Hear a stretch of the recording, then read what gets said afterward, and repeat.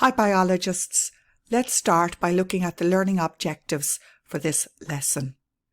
At the end of this lesson and following the biology syllabus, you should be able to define haploid and diploid number. What does this actually mean? What are we trying to learn? Well, it's very straightforward. You need to be able to explain exactly what the terms haploid and diploid number mean. Let's look at haploid and diploid numbers. Let's start by looking at a haploid cell.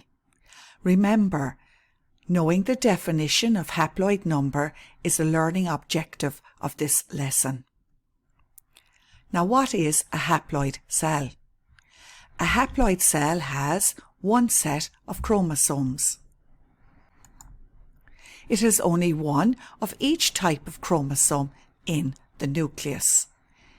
In other words, it only contains single chromosomes. Let's try to understand this idea or concept by imagining the shoes in my wardrobe.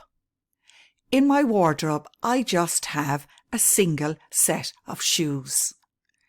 Only all the right ones, as you can see here. I have one of each type of shoe in my wardrobe.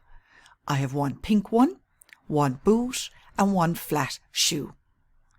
The number of shoes in my wardrobe is symbolized by the small letter n. n equals 3. The number of shoes here is given by n equals 3 because I have 3 shoes. Now, instead of shoes, let's imagine we have chromosomes in a nucleus. This video assumes that you understand what chromosomes are. If you would like to get up to speed, why not watch the first video in this playlist?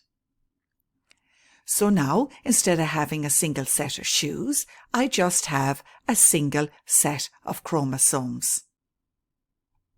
Basically, I have one of each type of chromosome in the nucleus. So, as you can gather, where I had shoes before, I now have chromosomes instead. The number of chromosomes is symbolized by the small letter n, indicating that I just have a single set of them. In this case, the number of chromosomes in the nucleus is given by n equals 3. I have 3 single chromosomes. Basically, the haploid number is how many chromosomes happen to be in the nucleus, and none of these chromosomes match each other. They are a single set. So let's check our understanding by looking at these cells. Obviously, they're all going to be haploid cells. How do I know this? Well, I know this when I look at the chromosomes. In the first cell here, I just have 2 single chromosomes, a small one and a larger one. So the haploid number of this cell, where you have 2 single chromosomes, the haploid number, or n, is equal to 2. In the next cell, obviously, again, it is haploid. How do I know this? Because the chromosomes are single. I have a single set of chromosomes. None of the chromosomes match. I have a small chromosome, a medium chromosome, and a large chromosome. So the haploid number of this cell is 3. In other words, how many chromosomes do I have, and they happen to be single? Obviously, in the third cell, this is going to be haploid as well. How do I know that? Because I have a single set of chromosomes. I have 4 single chromosomes here. No matches. A small one, medium one, large one, and extra large one if you like. So the haploid number of this cell is 4. In other words, I have 4 chromosomes and they happen to be single. So each cell in this example has only one of each type of chromosome, or single chromosomes. Now, if we return to our definition from earlier, a haploid cell has one set of chromosomes, or it has only one of each type of chromosome in the nucleus. This should now be somewhat clearer, I would hope. Eggs and sperm cells, also called gametes or sex cells, they're always haploid cells. Each egg cell has a single set of chromosomes and each sperm cell has a single set of chromosomes. In fact, in humans, each gamete or sex cell, each egg has 23 chromosomes. I call those the 23 single ladies, and each sperm cell has 23 chromosomes. So the haploid number of an egg or a sperm cell is 23. In other words, how many single chromosomes are there in each egg and in each sperm? It would be no harm to learn the definition of gametes, because this will come up in a future chapter. Gametes are haploid, they have single chromosomes, sex cells, eggs or sperms, capable or able to join with each other or capable of fusion. Make sure you learn this as a future definition. Now let's look at the diploid number or diploid cells. Again, don't forget, this is a learning objective of this lesson. What is a diploid cell? Well, a diploid cell has two sets of chromosomes. Like I have, perhaps, two sets of shoes, left ones and right ones. A diploid cell has two of each type of chromosome in the nucleus. The chromosomes are in pairs. Again, let's try to understand this concept by looking at the idea of the shoes in my wardrobe. I go up to tidy up my wardrobe. My shoes are in a mess at the moment, but when I sort them out, I discover that they can be organised into pairs. I have two sets of shoes. I have two pink ones, I have two black ones, and I have two boots. So in other words, my shoes are in matching pairs.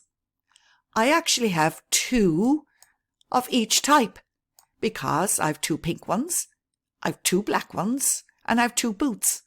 So I have two of each type of shoe.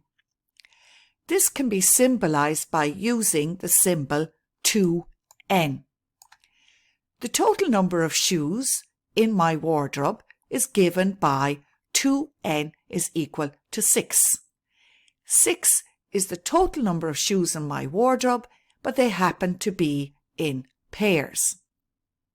Now, let's replace the idea of shoes by the idea of chromosomes. So in the nucleus, there can be two sets of chromosomes instead of two sets of shoes. When I was talking about my shoes, I had two sets. I had all my left ones and I had all my right ones, and they all matched each other. So here I have two sets of chromosomes.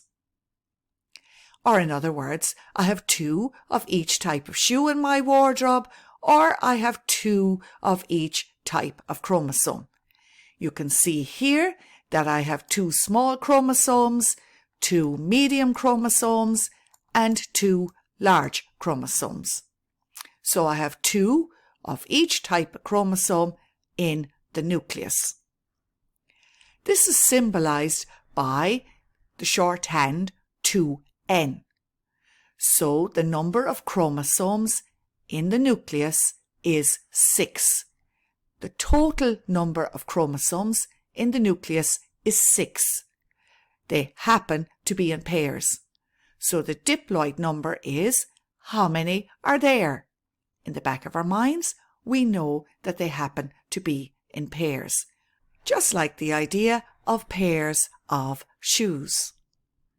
Now, let's check our understanding of this by doing an example. Now, when we look at these cells, obviously, they're all going to be diploid cells. But how do I know that? Well, if I look into the nucleus and look at the chromosomes, I will see that the chromosomes are arranged in pairs. Here are 2 short ones, like my 2 flat shoes. Here are 2 medium ones, like my 2 pink boots. So my chromosomes are arranged in pairs. The diploid number of this cell, in other words, how many chromosomes do I have, is 4, but they happen to be arranged in pairs. Again, the next cell is diploid because the chromosomes are arranged in pairs. I have 2 small ones, 2 medium ones, and 2 large ones. So the diploid number of this cell is 6. In other words, what is the total number of chromosomes in this cell? Well, the total number of shoes, the total number of chromosomes is 6, so the diploid number is 6. But in the back of our minds, they happen to be organised in pairs. And lastly, why is the last cell diploid? Well, we can recognise that it's diploid because the chromosomes are in pairs. I have a small pair, medium pair, large pair, and an extra large pair. What is the diploid number of this cell? Well, the diploid number of this cell is 8. In other words, how many chromosomes do I have? What is the total number of shoes? The total number of chromosomes is 8. The diploid number is 8. The total number of shoes is 8. It happens that they can be organised into pairs. So now we should understand, in these examples, that each cell has 2 of each type of chromosome. And now, if we return to our previous definition, we should have a clearer understanding of the term diploid number. A diploid cell, remember, has 2 sets of chromosomes. The chromosomes are in pairs. It has 2 of each type of chromosome, in the same way that I had 2 flat shoes, 2 pink shoes, and 2 boots. A cell will have 2 of each type of chromosome. The chromosomes will be organised in pairs. And this is what we mean by the diploid number. What is the total number of chromosomes in a cell, but they happen to be organised into pairs. Now, each human somatic cell or normal cell has 46 chromosomes. So the diploid number of a human cell is 46. 2n equals 46, as can be seen here. So the total number of chromosomes is 46 in the cell. In the back of our mind, they can be organised into pairs, like the pairs of shoes in my wardrobe. Now, what's interesting here from these 46 chromosomes is that 23 of these chromosomes came from the mother, like I have 23 left shoes. And 23 of these chromosomes came from the father, like I have 23 right shoes. The total number of shoes, the total number of chromosomes is 46. Half them came from the mother and the other half came from the father. This is why quite often when drawing chromosome diagrams, the matching chromosomes are shown in 2 different colours. So, as we've established, in diploid cells, the chromosomes are in pairs, exactly like pairs of shoes. In each pair, one chromosome came from the father and the other one came from the mother originally. Now, each pair of chromosomes have similar genes, and each pair is called a homologous pair. Homo coming from the Latin for the same. So, in a nutshell, a homologous Pair is where you have two chromosomes. Obviously, they have to be of similar size with the same sequence of genes on them. If you want to know or get up to speed on homologous chromosomes, why not check out the first video in this playlist? And there you have it. Practice in a jotter.